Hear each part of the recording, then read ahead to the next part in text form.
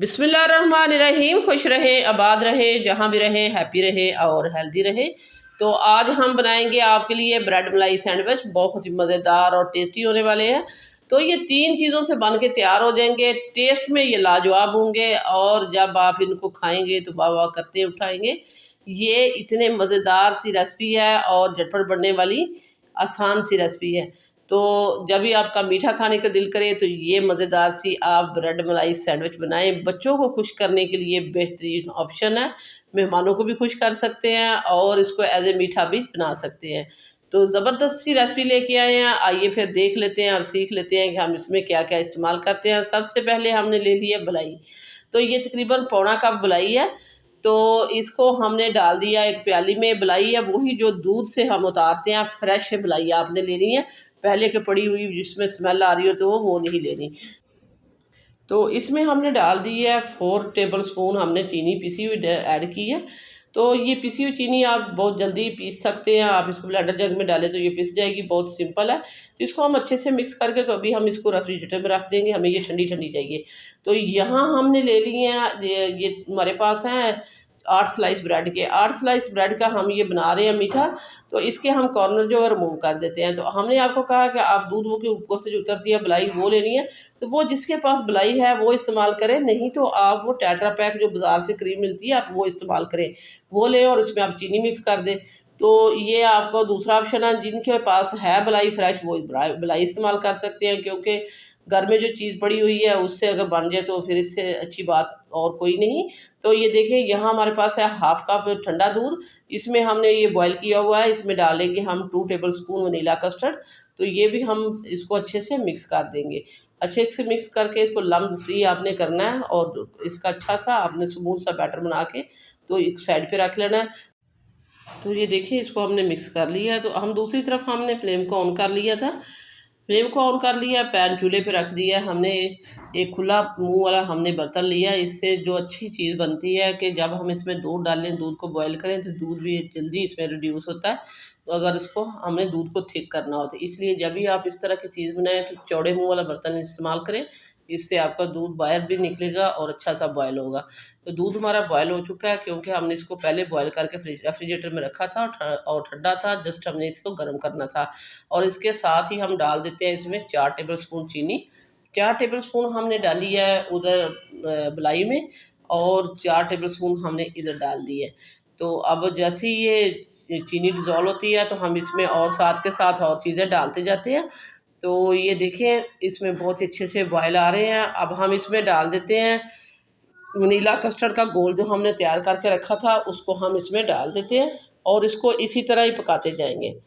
आपने स्टिर करते जाना और इसको पकाते जाना। ये देख रहे हैं जब आप इसको इस्तेमाल करें, इसमें डालें तो ये नीचे बैठ चुका है। अब हम एक दफ़ा इसको और मिक्स करेंगे और फिर इसमें डाल देंगे। तो ये देखिए इसको हमने डाल दिया है और इसको इस तरह स्टिर करते हुए हमने पकाना। आप देख रहे हैं कि जैसे हमने इसमें डाला है तो ये थिक हो गया है। तो जब थिक हो जाए तो फ़ौरन से नहीं उतार लेना आपने। इसको आपने 4 से 5 मिनट पकाना है। जैसे जैसे आप पकाते जाएंगे इसकी कंसिस्टेंसी भी ठीक होती जाएगी और ये बहुत ही अच्छा सा स्मूथ सा बन जाएगा हमारा वनीला कस्टर्ड का घोल। तो ये देख सकते हैं इसको हमने 4 से 5 मिनट पकाया और ये बहुत ही अच्छी सी कोटिंग हो रही है हमारे स्पैचुला के ऊपर। तो इसका इस तरह कच्चापन भी निकल जाएगा और बहुत ही अच्छे से ये पक जाएगा। तो ये हमारा जो है वो तैयार हो चुका है। और दूसरी तरफ हमने जो है ये ब्रेड के स्लाइस के जो कॉर्नर जो है हमने रिमूव किए थे, इसके ऊपर अब हम लगा देते हैं मलाई। इसको हमने रेफ्रिजरेटर में रखा था, ये ठंडी है और इसको बहुत ही चिल्ड करके आप जब खाएंगे तो बहुत ही मज़ा आएगा। इतना ये टेस्टी और लाजवाब मीठा है। तो ब्रेड मलाई सैंडविच, तो इस तरह हम इसको दूसरा पोर्शन पकड़ के इसके ऊपर दबाएंगे और बहुत ही अच्छे से ये मलाई के साथ अच्छा सा ये एक बहुत ही यमी सा हमारा जो है सैंडविच बन चुका है। इसमें मलाई लग गई है तो इससे बहुत ही स्मूथ और बहुत ही टेस्टी बन चुका है। तो इसको हम 2 हिस्सों में डिवाइड कर देंगे। ये देख सकते हैं जिस तरह हम सैंडविच बनाते हैं। तो सारे सैंडविच हमने इसी तरह ही बना के रख लिए हैं। तो यहाँ हम लेते हैं एक बड़ा सा प्लेटर और इसमें हम सारे अरेंज कर देते हैं।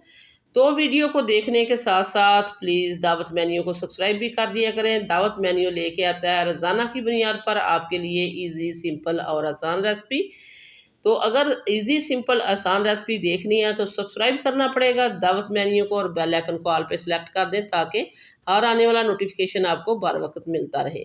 तो बाकी की जो बची हुई मलाई है हमने लगा दी है अपने ब्रेड के अंदर। तो यहाँ हमने जो ये कस्टर्ड का हमने मिक्स तैयार किया था इसमें हमने डाल दिया, इससे और ये रिच और क्रीमी हो जाएगा। और अब हम इसके ऊपर पोर कर देते हैं इस तरह ब्रेड के जो हमने सैंडविच बनाए हैं इनके ऊपर।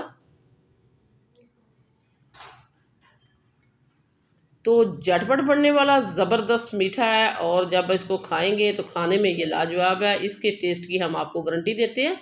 तो ये देख सकते हैं कि इसके ऊपर हम इसको गार्निश करने जा रहे हैं। हमारे पास है कटा हुआ बादाम, तो अगर आपके पास पिस्ते हैं वो लगा सकते हैं, काजू लगा सकते हैं, किसी भी चीज़ के साथ आप इसको डेकोरेट कर सकते हैं। अगर नहीं है तो घर में बच्चों के आपने ये देने हैं तो वैसे भी आप इनको इस्तेमाल कर सकते हैं। ज़रूरी नहीं है अगर आपके पास बादाम पिस्ता नहीं है तो ये रेसिपी नहीं बना सकते। तो ये देखिए अब हम आपको टेस्ट करके बताते हैं। बहुत मज़ेदार, बहुत रिच और क्रीमी हमारा जो है ब्रेड मलाई सैंडविच तैयार हो चुका है। तो वीडियो इस स्टेज पे ज़रा सी भी अच्छी लग रही है तो दावत मेन्यू को सब्सक्राइब कर दें, वीडियो को लाइक कर दें। आप लोगों का बेहद शुक्रिया। वापस आएंगे एक और वन ऑफ खतरनाक रेसिपी के साथ। अल्लाह हाफिज़।